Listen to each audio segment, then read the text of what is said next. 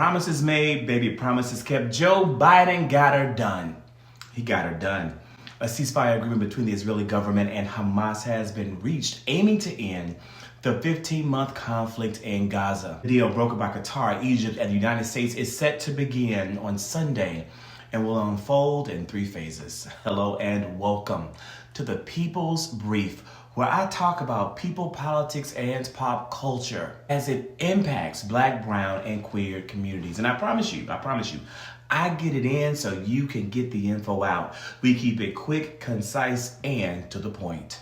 So baby, go on and give me 5 minutes, give me 5 quick minutes. Now back to the ceasefire deal. That will be divided into 3 phases. Phase 1 will last 42 days, and during that time, 33 Israeli hostages will be released, starting with women, children, and the elderly. Approximately 1,000 Palestinian prisoners will be freed from Israeli detention centers.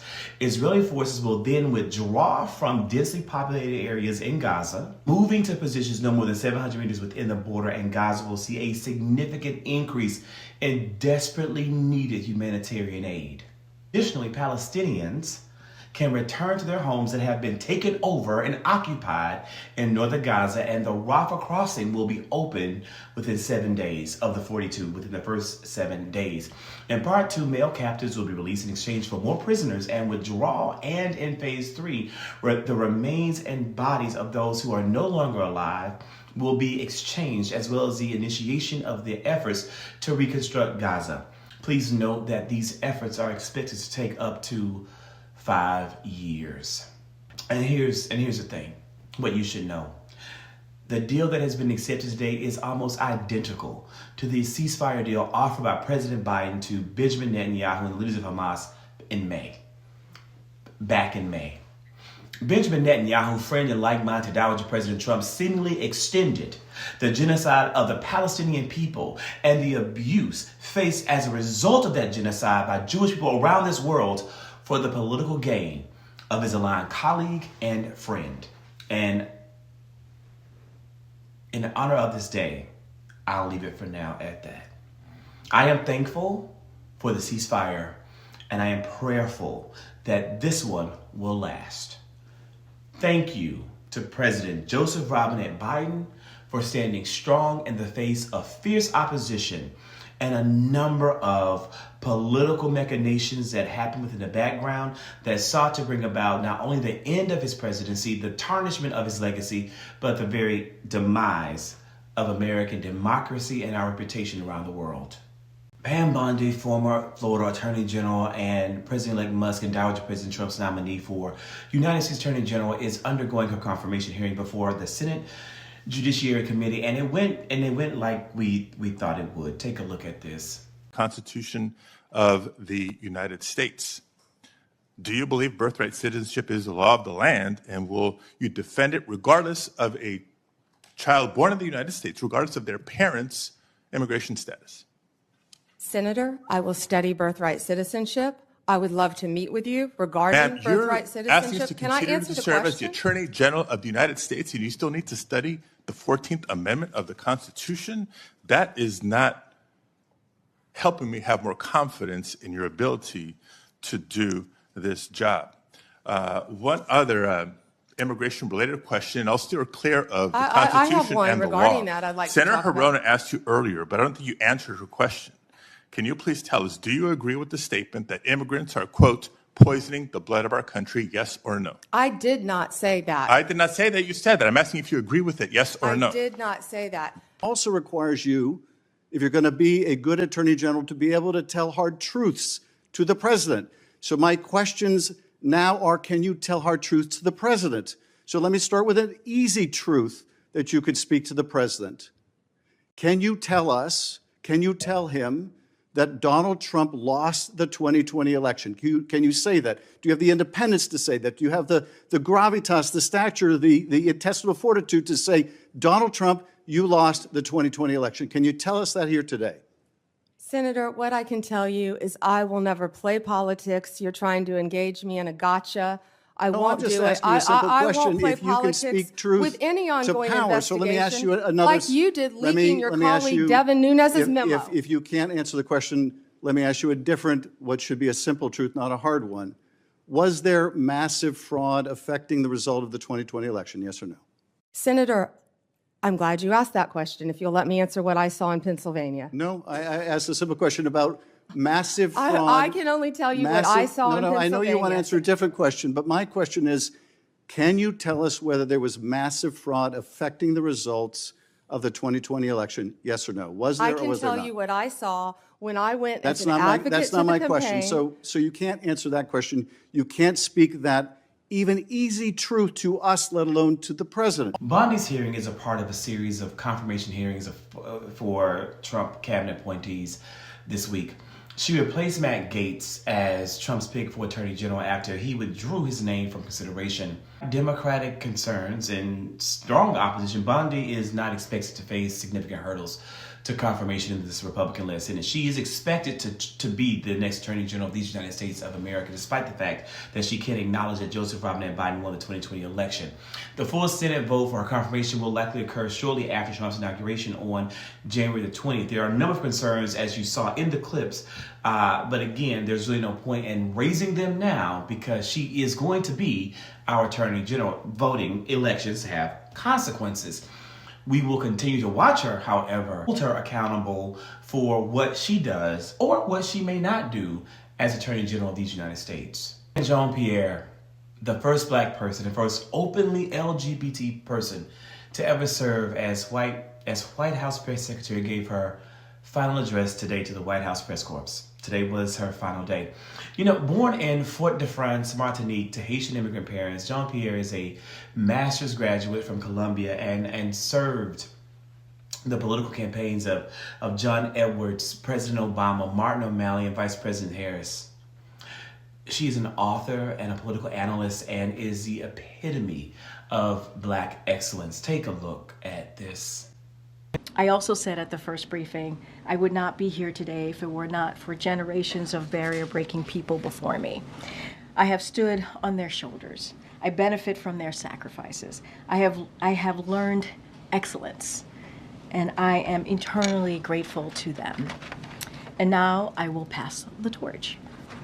It is my sincere hope that while I may be the first for many things at this podium, behind this lectern, I am not the last. I hope my presence at this podium has served as inspiration to many young girls out there who look at me and look at this job and look at what we've been able to do and have a similar background as me. And hopefully they can follow their dreams and never give up and know that you can achieve great things if you put your heart and mind and be passionate about it, no matter how many barriers you may need to overcome. Progress is not always a straight line, but we all must do our part.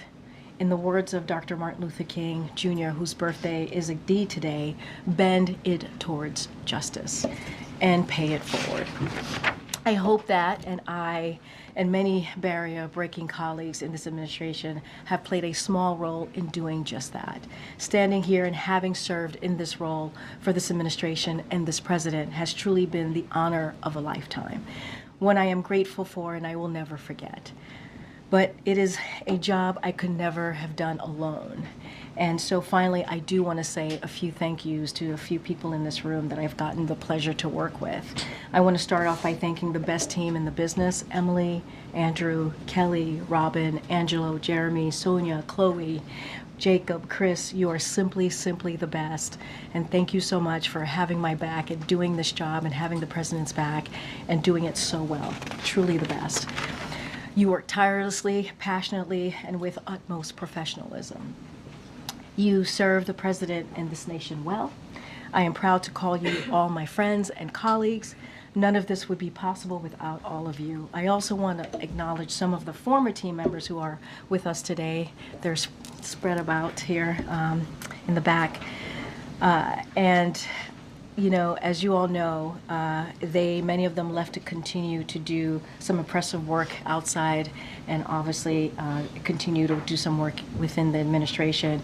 Chris Vedant is here as well, who just had a baby girl. Congratulations, Vedant. I had to call you out for that, which is wonderful. You and your wife brought in a beautiful little girl. Alexandra, Silas, Allison, Angela, Natalie, It is all good to see you, and thank you for all that you have done. Thank you for your service.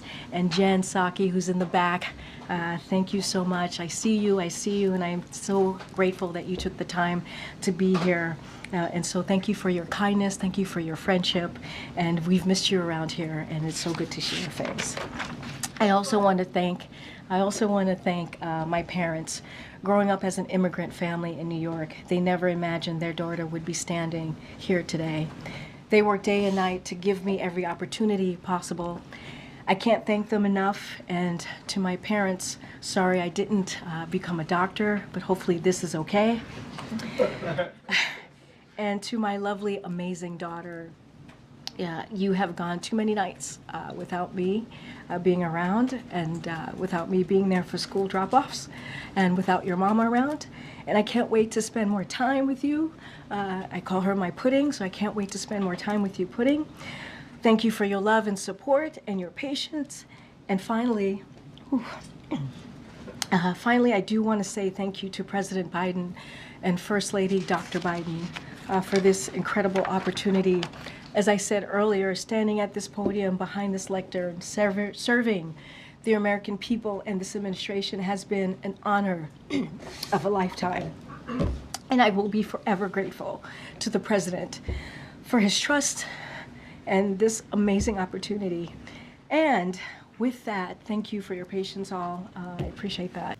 And baby, to conclude today's briefing on January the 15th, the pretty girls who wear 20 pearls celebrated their 117th Founders Day. Alpha Kappa Alpha Sorority Incorporated holds the distinction of being the first Greek letter organization established by African American college women. This pioneering act of sisterhood broke barriers for Black women in areas where they had little power or authority in the early 20th century. From their inception with 9 members, Alpha Kappa Alpha has grown into a global organization with over 325,000 initiated members, more than 1,000 chapters across multiple countries and continents, a presence in 44 states, the District of Columbia, and several international locations. The sorority continues to embody its founding principles through various initiatives focused on education, health, family strengthening, environmental stewardship, and global impact. The AKAs have a rich history of notable achievements spanning over a century of service. They established the National Health Office in 1945 to promote health initiatives before Congress and became the first sorority to obtain observer status at the United Nations in 1946. They have adopted African villages, built schools throughout the continent of Africa, provided over $100,000 in scholarships, grants, and fellowships, and raised awareness about multiple issues that are germane to the Black community, like sickle cell anemia. So, happy Founders Day to the lovely ladies of Alpha Kappa Alpha. We are proud of you and all that you have contributed to the Black community and to our world. We are better, ladies. We are better because of you.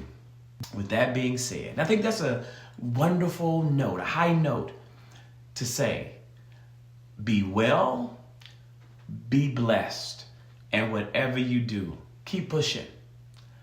I'll see you soon.